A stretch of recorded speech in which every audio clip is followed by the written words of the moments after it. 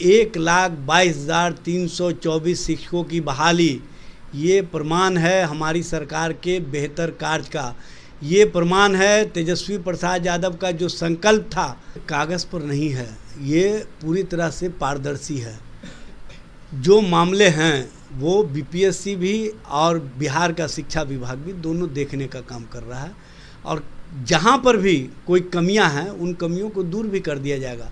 दूसरी ओर जुमलाबाज लोग हैं जो हर साल 2 करोड़ रोज़गार का वादा किए थे। 9 साल सरकार को हो गया, केंद्र की 18 करोड़ रोज़गार मिलना चाहिए था, नौकरी मिलनी चाहिए था, इन्होंने दिया है 7,22,132। भाई अभ्यर्थी के हिसाब से कुछ नहीं ना होगा। माननीय सर्वोच्च न्यायालय का भी जो निर्णय है उस पर भी तो ध्यान देना होगा। उत्तर प्रदेश के छात्र भी तारीफ कर रहे हैं, उत्तर प्रदेश के लोग भी तारीफ कर रहे हैं कि बिहार पहली सरकार है जिसने नौकरियां दी। नमस्कार, आप देख रहे हैं लाइव बिहार। मैं हूं आपके साथ असलम अब्बास। बिहार में बड़े पैमाने पर शिक्षक बहाली के लिए सरकार पीठ थपथपा रही थी, लेकिन शिक्षक बहाली की पूरी प्रक्रिया सही सलामत संपन्न हो जाए, यही अब सबसे बड़ा सवाल है। तमाम विपक्षी दल इस पर सवाल खड़े कर रहे हैं, इसमें धांधली और घोर अनियमितता का आरोप लगा रहे हैं। और इसी सिलसिले में आज हमारे साथ बातचीत करने के लिए राजद की तरफ से प्रवक्ता एजाज अहमद हैं। उनसे हम जानेंगे कि बीपीएससी का जो बड़े पैमाने पे अभ्यर्थियों में गुस्सा है, आक्रोश है, वो क्या रखते हैं।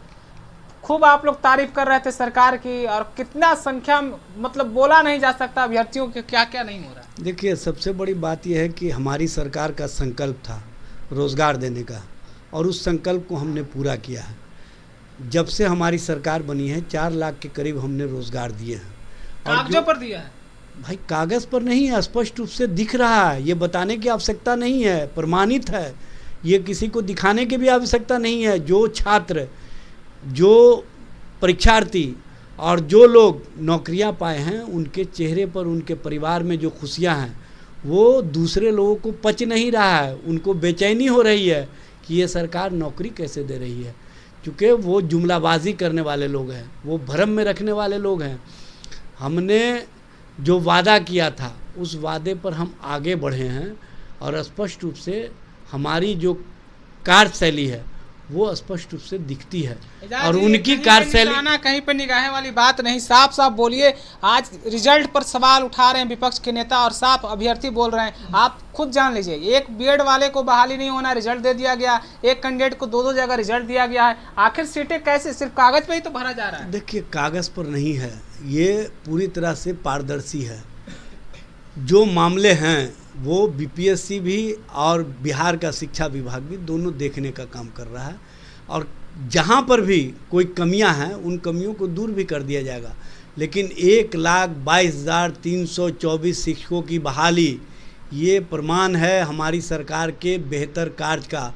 ये प्रमाण है तेजस्वी प्रसाद यादव का जो संकल्प था कि रोज़गार परक राजनीति को हम आगे बढ़ावा देंगे, और उस संकल्पों में माननीय मुख्यमंत्री नीतीश कुमार जी ने स्पष्ट रूप से कहा कि 10 लाख नौकरी और 10 लाख रोज़गार, दोनों ने मिल करके जो 20 लाख का संकल्प व्यक्त किया है, उस संकल्पों को हम आगे बढ़ा रहे हैं। दूसरी ओर जुमलाबाज लोग हैं जो हर साल 2 करोड़ रोज़गार का वादा किए थे। 9 साल सरकार को हो गया, केंद्र की 18 करोड़ रोज़गार मिलना चाहिए था, नौकरी मिलनी चाहिए था, इन्होंने दिया है 7,22,132। ये है उनका और हमारा स्पष्ट रूप से सरकार का क्रियाकलाप। जो हम नौजवानों को वादा किए थे उस वादे पर हम आगे बढ़े, उस वादे को हमने पूरा किया। हमने वादे को वादा नहीं रखा, उन्होंने जो वादा किया उसको जुमलाबाजी में बदल दिया, और उसको भ्रम की राजनीति में ले जा करके ये कहीं ना कहीं अब लोगों को भटकाना चाहते हैं। लेकिन ये भटकाने पर एक सवाल है, नहीं भटकाने पर सवाल है कि आप भी बोल रहे हैं कि आपने 1,22,324 को बहाली दे दिया। आपको भी पता है 40+ आपके नियोजित शिक्षक इसमें समावेश हैं, एडजस्ट हैं, फिर आप 1 लाख कैसे बोल रहे हैं कि 1,22,000 हम 300 को बहाल? देखिए, अभी नवंबर में फिर बहाली निकल रही है। 1 लाख से ऊपर इंतजार का क्या मामला है? ये तो हमेशा जो रोजगार मांग कर रहे हैं कि 1,70,000 की जो बात थी, तो जो सीटें बचे हुए हैं आप क्यों नहीं बहाल कर? भाई अभ्यर्थी के हिसाब से कुछ नहीं ना होगा। माननीय सर्वोच्च न्यायालय का भी जो निर्णय है उस पर भी तो ध्यान देना होगा। हम 2-2 बार सर्वोच्च न्यायालय गए इसी के लिए कि जो छात्र बीएड किए हुए हैं उनको भी हम नौकरियां दे दें।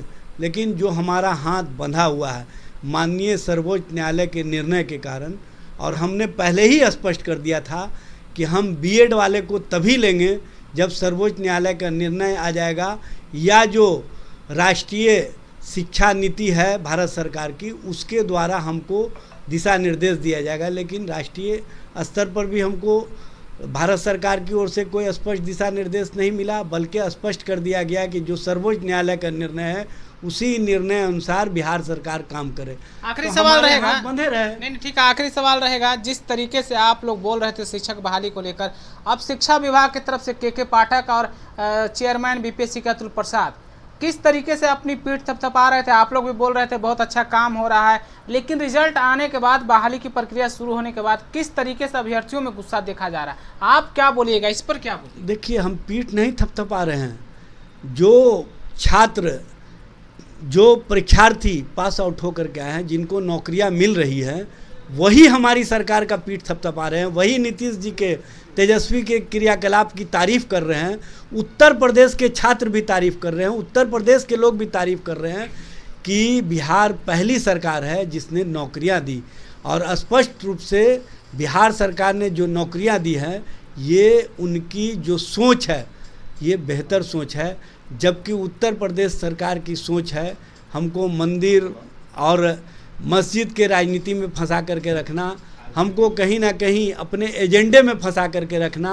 तो अभी आप एजाज अहमद को सुन रहे थे, वो बोल रहे हैं कितना, हालांकि ये जो अब सरकार की जो मंशा है उसके बारे में इन्होंने बोला है, लेकिन सच्चाई क्या है आप खुद जान रहे हैं। किस तरीके से अभ्यर्थियों में गुस्सा है, किस तरीके से धांधली का आरोप लग रहा है, किस तरीके से रिजल्ट में एक एक अभ्यर्थी को दो जगह रिजल्ट आ गया है। बीएड वाले की बहाली नहीं होनी, उनकी भी रिजल्ट आ गई। आप तो खुद समझ लीजिए 1,22,000 जो दावा किया जा रहा है बहाली करने का, कैसे संभव हो सकता है।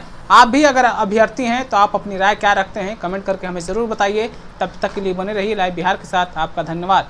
लाइव बिहार यूट्यूब पर सब्सक्राइब और फेसबुक पर लाइक जरूर करें।